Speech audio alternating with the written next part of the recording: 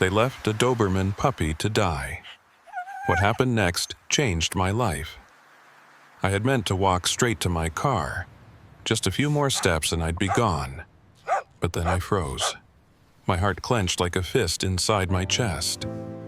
In the middle of the Safeway parking lot in Helena Valley, Montana, under a blood-red sunset bleeding across the oil-stained asphalt, a rusted shopping cart leaned sideways, and inside it eyes, deep brown, wide open, unblinking, locked on me. At first I thought it was just a rag or maybe a bag of trash someone had left behind. But then the thing inside trembled tiny jerking shivers that didn't stop. I could see the ribs pushing through the dusty black fur. A Doberman puppy, 3 or maybe 4 months old, so small the wind itself could have carried him away. But what broke me wasn't his starving little body. It was what he was holding in his mouth. A faded blue teddy bear torn open, stuffing spilling out like ripped flesh. One ear is missing. The fabric was smeared with oil and rust. Worthless to anyone else, but to him, it was everything he had left. No bark, no whimper, just those wet, still eyes asking straight into my chest, "Will you leave me too?" Like they did. The grocery bag slipped from my hand. The crash against the pavement sounded too alive, too loud in a world where that tiny soul stayed silent. A gust of wind swept through, carrying the stench of gasoline smoke and something I would never forget, the burnt scent of sun-scorched skin and fear. People kept walking. A mother pulled her little girl closer when she pointed, "Mom, look, a dog. Don't go near it." 2 teenage boys passed by with their carts snickering. Another crazy dog lover. No one stopped. No one. And I couldn't move. It felt like some invisible thread had tied our eyes together. On one end, a trembling creature. On the other hand, a man who'd thought his own heart had already died. I took a step closer. Each step felt like walking through guilt. Those eyes never blinked. No pleading. No blame. Just waiting to see if this time someone would finally stop. I knelt beside the cart, knees burning on the hot asphalt. I breathed in deep, swallowing the lump in my throat. In that moment, the world shrank to just me, him, and the sound of his shallow breath. I whispered, voice shaking so badly even I could hear it. "Hey, buddy, it's okay. I'm here." He flinched. Ears flattened, clutching the teddy tighter. Trembling like a string ready to snap. But those eyes stayed on me, still unbroken. I looked around. No collar, no leash, no note. Only a few crumbs of dry bread at the bottom of the cart, and a life the world had already forgotten. I laid my hand flat on the pavement where he could see it empty. No whip, no chain. Just a man kneeling down to say without words, "I'm not leaving." In that minute, everything else vanished. No engines, no chatter. Only the sound of my heartbeat, and those eyes reflecting the part of me I'd buried for far too long. I stayed there between the growl of engines and the thick smell of gasoline. The Safeway lights spilled across the oil-slick asphalt, casting 2 dark shapes, mine, and that trembling little soul stretching side by side. No one knew that just a few years ago I used to work at Helena Shelter. I was the one who taught others how to read the eyes of a wounded animal. Until the day my wife died. From that day on, I quit everything. I couldn't stand watching something fight for life while I stood powerless to save it. And now, in this cold parking lot, that same gaze returned like a whisper I couldn't ignore. "You gave up once. Will you give up again?" I reached into my coat pocket. Half a turkey sandwich I'd planned to eat on the drive home was still there. I tore off a small piece, set it gently by the wheel of the cart, then stayed perfectly still, palms open empty. No calling. No coaxing. Just letting him see that I wouldn't move closer until he was ready. The Montana wind swept through dry sharp, carrying the scent of burnt grass and hot asphalt. I could hear his breathing shallow and broken. 1 minute. 2. He didn't move. By the third, my nose stung not from pity, but from the weight of a guilt I'd worn before. I turned my head away, not wanting to push him, just like the nights I used to stare at the hospital ceiling, too afraid to meet the eyes of someone about to leave. Then a sound, a soft shuffle. I looked back. That tiny neck stretched forward, nose trembling as it sniffed the air. Then it pulled back. A pause, and again reaching farther this time. I held my breath. The sandwich disappeared. That was all it took, but something inside my chest cracked open. I didn't smile, didn't speak. I just lowered my head like a man quietly forgiven. I tore off another piece, placed it closer, waited. This time he didn't hesitate long. When he finished chewing, he didn't look afraid. He didn't look trusting either, just watchful, waiting to see if I'd ruin it. I whispered softly, only loud enough for the wind to carry, "Good job, buddy. I'm not going anywhere." The sun sank behind the Big Belt Mountains, dragging a pale violet halo around the valley. The world seemed to drain of sound. Only his faint breaths inside the cart and my heart slowing to meet them. I looked down at my hands, calloused, scarred with wood stains and cracks.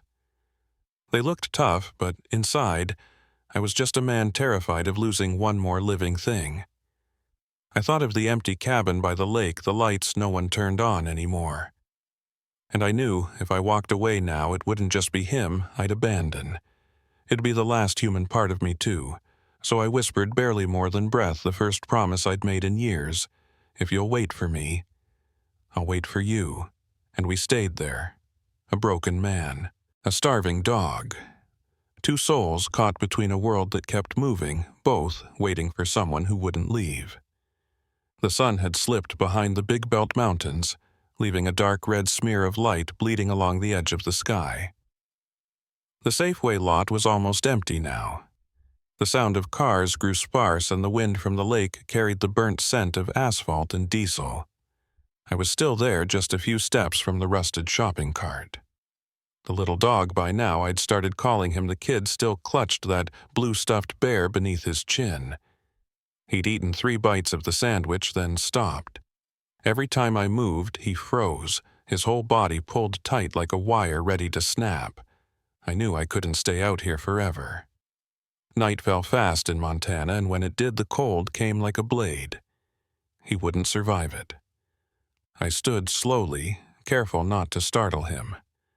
With each motion, I felt my own heart stop right alongside his. I opened the door of my old Ford truck and pulled out a gray blanket I kept for long drives. It was worn thin at the edges, still carrying the faint scent of pine wood and dry coffee. I walked closer without a word, letting the streetlight wash over my face so he could see I carried nothing but the blanket. He tracked every step, wide eyes, trembling breath. I knelt beside the cart, the blanket in my hands. The metal was ice against my knees. I didn't move, just spread the blanket open, slowly, folding it into a soft corner. Then I pulled my hands back and placed them on the ground. No touch, no command, just waiting. Time stretched until I could hear the wind threading through the steel bars. His chest rose and fell in ragged waves. 1 minute, 2, 3, and then he set the bear down, just for a heartbeat. But my chest exploded with it. He sniffed the blanket, breathed it in, then looked at me. Those eyes no longer asked. "Will you leave me?" they were asking. "Can I trust you this time?" I whispered, voice raw and cracked. "It's okay, kid. No one's gonna hurt you now." I stopped breathing. A tiny paw moved, then another. He stepped onto the blanket, sat halfway down, claws trembling against the fabric, but didn't back away. And I knew this was the line. The fragile line between surviving and starting to believe. I bowed my head, breathing deep. The night wind hissed by, carrying a metallic chill. I lifted the edge of the blanket, carefully folding it without touching him. He stiffened, eyes fixed on mine. I paused, murmuring like a promise, "I won't hurt you. I just want to keep you warm." I raised the blanket again, slowly wrapping it around his body. When the fabric brushed his fur, he flinched, curled up tight. Then he didn't fight. He trembled once, then relaxed, resting his head against my chest. I felt his heartbeat quick and small, ticking like a clock racing against the cold. I lowered my chin to his tiny head and whispered, "It's okay. I'm right here." In my arms, he weighed almost nothing, yet I could barely breathe. Because inside that fragile body was the strength of something that refused to die. I looked down at the blue bear left behind in the cart. The light hit it just right, turning its color to gray. I pressed my lips together and said softly, "You've carried it long enough, kid. Now let me carry you." I lifted him from the rusted cart. The metal groaned like it was grieving. He burrowed deeper into my chest, hiding his face from the wind. I didn't know where the word came from, but when it left my lips, it felt like someone whispered it through me, "Ranger." I froze. The name had come out as natural as breath. Ranger. Not because he was strong, but because he had guarded his own life when no one else would. I tightened the blanket around him and turned toward the truck. Behind us, the Safeway lights dimmed out. Only our shadows remained, two shapes pressed into the oil-stained ground. I opened the door, set Ranger on the back seat, still wrapped in the gray blanket. His brown eyes met mine through the mirror, wet awake, steady. Not fear, not trust, just watching to see if I'd walk away. I started the engine. The old Ford roared to life, blending into the hum of the night. On the back seat, Ranger stayed silent, gaze fixed on me.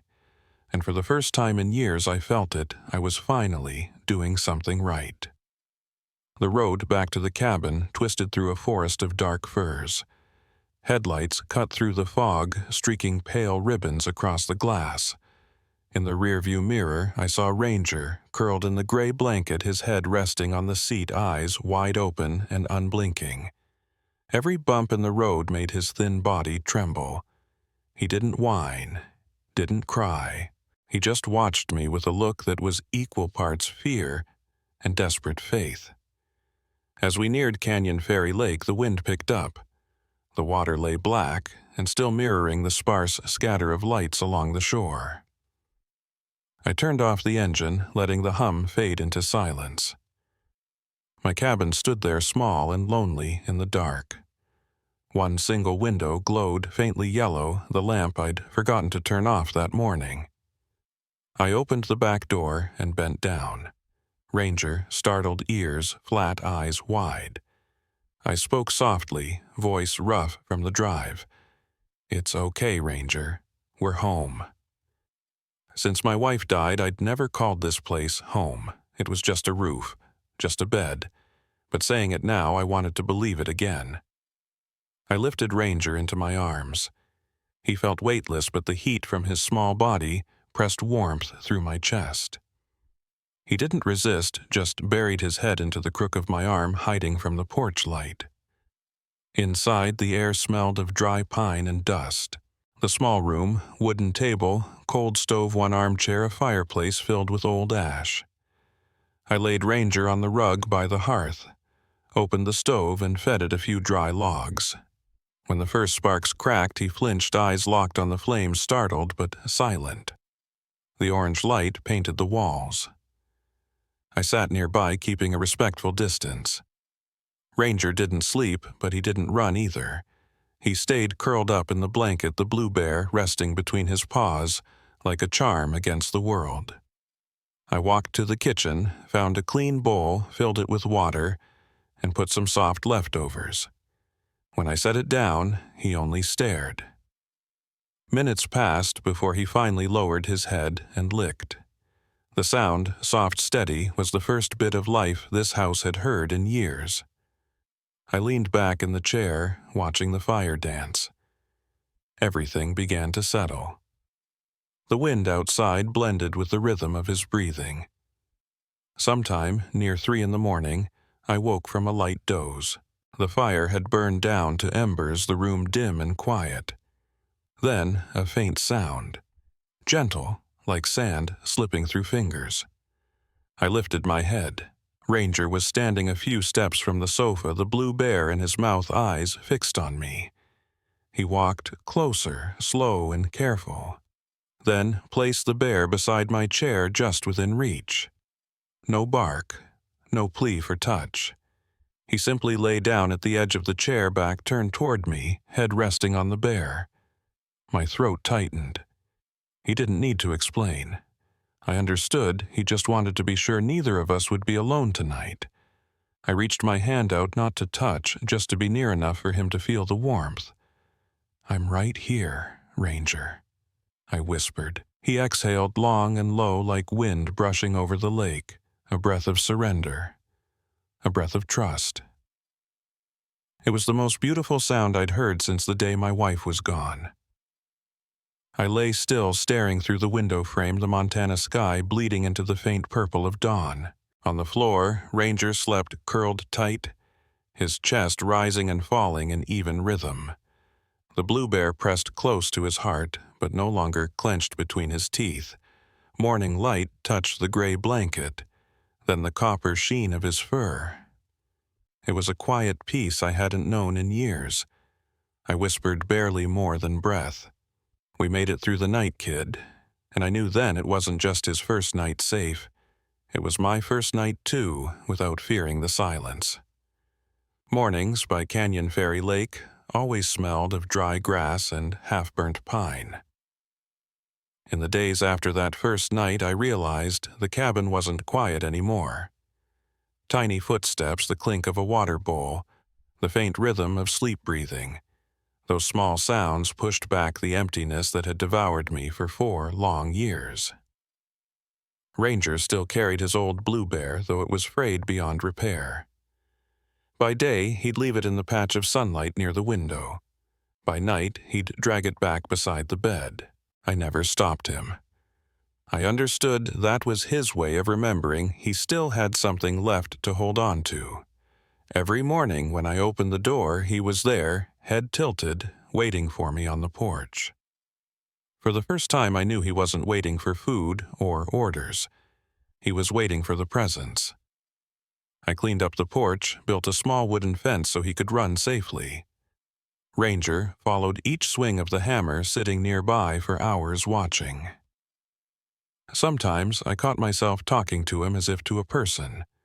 Laura used to say this part was crooked, I muttered once. The name slipped out my voice, trembling. I hadn't said it aloud in years.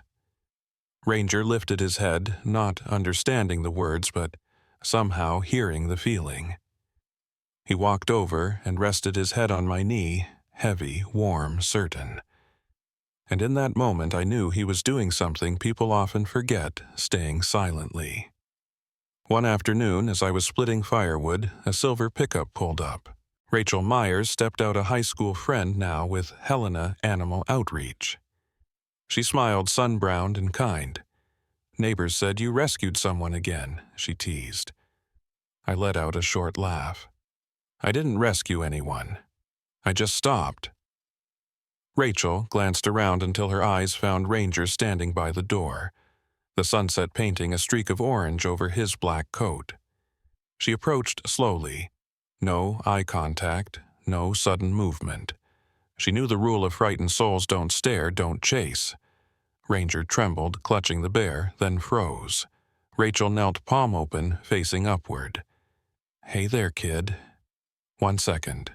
2. Ranger stepped forward, touched her hand with his nose, sniffed, then pulled back but didn't flee. Rachel looked up, smiling, a rare soft light in her eyes. "He's special, Ethan. Some dogs survive by fighting. Others survive by staying silent. And those, the quiet ones, are usually the ones who know how to heal people." I didn't answer. My chest felt heavy. The words echoed long after she left. Heal people. That night, Ranger slept near the fireplace, While I sat at the table staring at the paperwork, Rachel had left details about a therapy dog program in Missoula. I read each line, my hands trembling. The first requirement: the dog must have a calm temperament and unshakable trust in its handler. I let out a broken laugh. Trust. The one thing I'd lost long ago, now printed on a clean white page. I turned to Ranger. He looked up, eyes glinting amber in the firelight. Not afraid anymore, just still grounded, as if to say, if you're ready, I'm ready too. I folded the papers, whispering, I don't know if I'm good enough for this Ranger. But maybe it's time to believe in something again. Ranger yawned, then lay down, head still turned toward me. The firelight shimmered across the gray blanket, the torn bear, and the room itself, breathing again after years of silence. I remembered one more thing Rachel said before driving off. Sometimes it's the abandoned dogs who teach us how to love again. And maybe she was right. In the weeks that followed, Ranger changed bit by bit. He started venturing out more, running the fenced yard, rolling in the grass. But whenever I left the cabin, he waited at the door until I came back. No barking, no whining, just waiting to be sure I'd return. And I changed too. Mornings no longer passed in silence. I talked to him about work, about the pieces of wood I was shaping, about the clouds drifting over the Montana sky. For the first time in years, I laughed and didn't flinch at the sound. One evening, while clearing the table, I saw Ranger asleep by the door, the blue bear tucked between his paws, breathing softly. I sat beside him, watching the firelight shimmer on his black and gold coat, and I whispered as if to Laura, you know, sweetheart, I think I finally found a reason to wake up again. Ranger stirred, pressed his head gently into my hand without opening his eyes. I smiled. There was no doubt anymore. I hadn't just saved a dog, I had saved what was left of me. Morning mist hung low over Montana, the sun still shy behind the mountains, the firs reflecting a silver coldness like steel. The road outside the cabin was wet, and when Rachel's truck rolled into the drive, a new leash dangled from her hand, gleaming faintly in the early light like a fragile thread holding a broken world together. Her voice was soft, but her eyes carried the kind of certainty I couldn't look away from. Today's the first day in Missoula, she said. You and Ranger are ready. I nodded, throat dry, heartbeat pounding like a hammer against wood. It wasn't Ranger I was afraid of, it was myself. Afraid of losing someone again. Afraid that if I opened my heart, the world would tear it away once more. The road from Helena to Missoula stretched through pale gold fields and rolling autumn hills. Light poured through the windshield, and Ranger sat in the back seat, head against the window, ears fluttering in the wind like leaves. I caught his eyes in the rearview mirror, deep, steady, impossibly calm. He looked at me as if to say, "It's okay, we're not running anymore." The therapy center sat on a hill, a white house with a low wooden fence and an old sign that read, Pause for Hope. I didn't know why that name hit me so hard. Maybe because those two words held what both Ranger and I were still learning, how to believe in something good, even when the world had taught us the opposite. The trainer was an older woman named Marilyn Silver, hair, a small frame voice, low and clear eyes, kind in a way that didn't demand confession. Ranger stood beside me, leash loose, posture still. Sit. He sat. Stay. He stayed. Come. He came straight, focused, never breaking eye contact. I heard the scratch of a pen across paper. Then Marilyn smiled. Calm. Responsive. Steady. She looked up. He's been abandoned before, hasn't he? I swallowed hard and nodded. Parking lot. Rusted cart, a blue teddy bear. She exhaled, smiling gently. Then his silence isn't weakness. It's the language of survival. I turned to Ranger. He didn't understand the words, but his eyes, still and loyal, said enough to break my heart. A week later, Marilyn took us to the Missoula Children's Hospital. The room was too bright, the walls pale green, the air thick with antiseptic. 10 children sat in a circle, each holding something old, a blanket, a stuffed toy, a photograph. No laughter, only silence heavy enough to smother breath. I leaned down, stroked Ranger's head and whispered, "Go on," just like always. He walked forward, slow and quiet pause, barely making a sound. A few children looked up, faint smiles breaking through. But in the far corner, a boy sat hunched, clutching a torn fox, plush shaking like a reed in the wind. Ranger stopped, turned, and walked straight toward him. No cue, no command. He lay down beside the boy. No bark, no touch, just breathing syncing his rhythm with the boy's trembling chest. A minute, 2. The boy lifted his head, eyes empty, and reached out. One shaky stroke across Ranger's fur and the tears came. No sobs, no sound, just the quiet fall of release. I looked away, feeling my chest unravel. Behind me, Marilyn whispered, "He understands. Healing doesn't always need words." I didn't reply. I couldn't. That night, I couldn't sleep. The motel room glowed faintly under a street lamp, slicing white light across the wall. In dreams, Laura was there again, her hand growing cold in mine, the oxygen machine counting down to nothing. I woke gasping, drenched in sweat. Ranger lifted his head, stepped closer, and placed a paw on my knee. I reached down, trembling fingers brushing his head. No words, no walls, and for the first time in years I cried without shame. The next morning was the final test. A boy named Owen, who had lost both parents in a car crash, was learning to walk again. He gripped the leash tightly, thin hands shaking. Ranger walked beside him, steady, each step slow and deliberate. Halfway down the hallway, Owen slipped. The crutch clattered to the floor. I moved to rush forward, but Ranger had already stopped, lowering his head, licking the boy's hand. Owen froze, then laughed. A real laugh, bright and raw, filling the corridor with life again. Marilyn turned to me, voice breaking, "Ethan, he was born for this." I could only nod. That afternoon, we drove back from Missoula. The road stretched beneath a setting sun, shadows of mountains folding like velvet curtains. Ranger lay on the back seat, head resting on his old blue bear. In the mirror, I caught his eyes, peaceful, complete, catching the gold of the dying light. "I saved you, because I couldn't stand watching another soul be left behind," I whispered, voice unsteady. "But now I know you saved me from myself." Ranger tilted his head tail, flicking once. I smiled through the tears, salt mixing with the warmth in my chest. The Montana sky blazed over the Sapphire Range, and for the first time in years, I felt whole. That winter came late. Helena's peaks lay under a veil of gray fog, and Canyon Ferry Lake froze halfway across its glassy surface, reflecting a sky the color of paper. The small cabin glowed with firelight again, but this time I no longer heard loneliness whisper between the crackle of burning wood. Ranger lay on the rug by the window, chin on his paws, breathing slow and even. Beside him sat the old blue teddy bear, edges worn, seams frayed but clean, now washed by hand the day we returned from Missoula. Looking at them, my heart felt light as smoke.